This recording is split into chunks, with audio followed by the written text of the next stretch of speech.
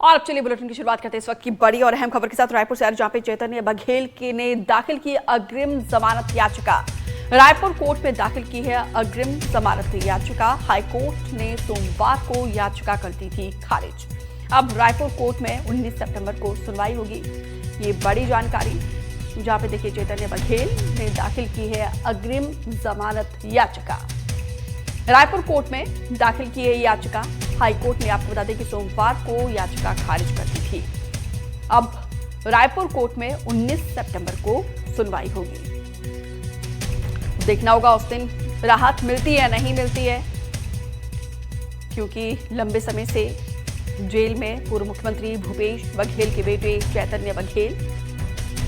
और फिलहाल आपको बता दें कि सोमवार को हाईकोर्ट में जो याचिका दायर की गई थी उसको खारिज कर दिया गया। अब रायपुर कोर्ट में 19 सितंबर को सुनवाई होगी। 2 दिन के बाद सुनवाई होनी है। तब देखना होगा कि क्या अगला रुख यहां पे कोर्ट का सामने आता है। जुल्फिकार अली ज्यादा जानकारी के साथ लाइव जुड़े हैं। जुल्फिकार, अब 19 तारीख का इंतजार करना होगा। उस दिन ही पता चलेगा कि राहत मिलती या फिर नहीं मिलती चैतन्य बघेल को।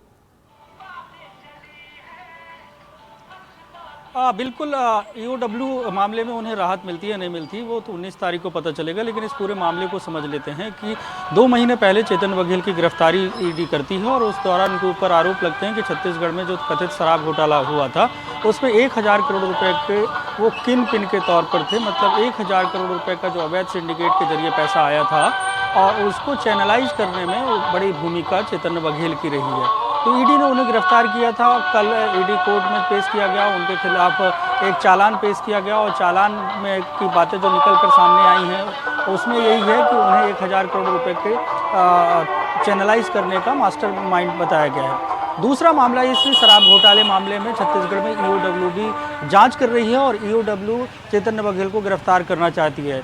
पहले ईओडब्ल्यू ने कोर्ट में एक आवेदन लगाया था जिसमें कहा था कि 11, 12, 13 मतलब जो अभी बीत चुकी है तारीख, उस तारीख को वो चैतन्य बघेल से पूछताछ करते हैं। लेकिन कोर्ट ने उन्हें 12 और 13 तारीख को पूछताछ के लिए समय दिया। लेकिन उसी दौरान उन्होंने प्रोडक्शन वारंट के लिए कोर्ट में लगाया, जिसको के विरोध में और इस बात को समझ रहे थे चैतन्य बघेल के वकील फैजल रिजवी। और उन्होंने हाई कोर्ट में एंटीसिपेटरी बिल कल लगाई थी, मतलब कल सोमवार के दिन हाई कोर्ट में लगाई। तो सोमवार को हाई कोर्ट ने ये कहा कि वो निचली अदालत में जाके एंटीसिपेटरी बिल लगाएं और उन्हें ये राहत दी थी कि जब तक एंटीसिपेटरी बिल पर निचली अदालत का फैसला नहीं आ जाता तब तक चैतन्य बघेल को ईओडब्ल्यू प्रोडक्शन वारंट में रिमांड में नहीं लेगी। तो मतलब अब 19 तारीख को इस मामले में फैसला होना है कि एंटीसिपेटरी बिल यहाँ पे 19 तारीख को अब तस्वीर स्पष्ट होगी कि क्या रुख रहता है यहाँ पे अदालत का, कितनी राहत मिलती है या फिर इसी तरीके से और इंतजार करना पड़ेगा चैतन्य बघेल को।